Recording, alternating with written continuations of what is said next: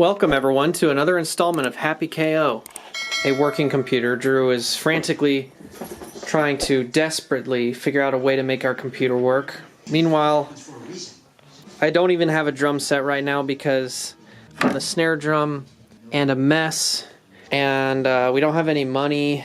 We can't record anything. Even just me and Drew's relationship itself is in shambles right now. If anyone wants to donate 50 cents to our channel, it really adds up. I mean, if every single one of our subscribers donated 50 cents, we would have a total of $4, if my math is correct. So please donate generously. Sometimes I really miss California.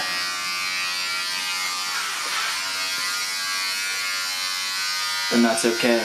Anyways, so today I thought it'd be a good opportunity to walk you guys through some of the gear that me and Drew are using. Actually, just one piece of gear that we're using. I need to stretch this out over as many videos as possible because me and Drew can't do anything right now, in case you haven't figured that out yet, you idiot.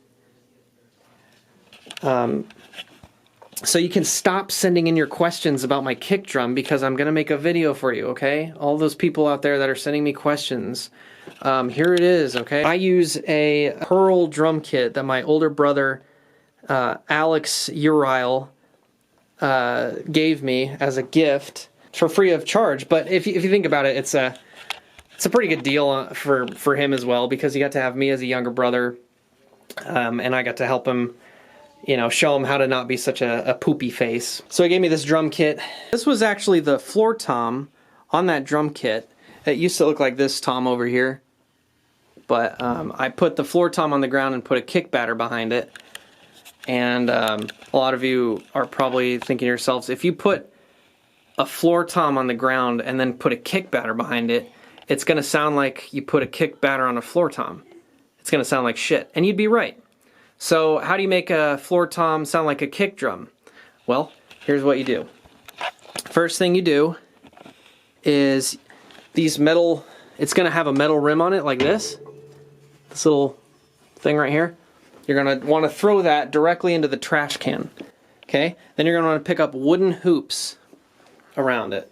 Okay, this was a 14-inch maple bass hoop, unfinished. Okay, then the next thing you want to do is get the proper heads. So you're going to want to get kick drum heads, and the best ones are the ones, like, trust me, the ones I'm telling you are the best ones. On the front is an Evans 14-inch Rezo, and 14-inch Rezo 7s. And that's a coated resonant drum head, okay? This white one here. And then on the batter side of the kick drum, that's a Remo PowerMax bass drum head, and it's crimp lock, and it's black suede, 14 inches. All right, so get that one for the batter side. And then on the Evans head, you cut out I think it was a 6-inch hole, but I can't remember. And there's YouTube tutorials on how to do that. And the reason you cut the hole out is for the kick port. Mine's a Chrome kick port 2. Okay? And that brings out the bass low end on the kick drum. It's like magic. It's awesome. So definitely get a kick port if you're going to do this. And, you know, then obviously use a kick drum microphone. This is a Shure, I think. I think there's like 2 kick drum microphones that you can get. So that's how you make your floor tom sound like your kick drum, if you're interested. Oh, and I put these legs on it as well. I took these off of the kick drum, just unscrewed them, and then drilled holes into the what do you call it? The shell.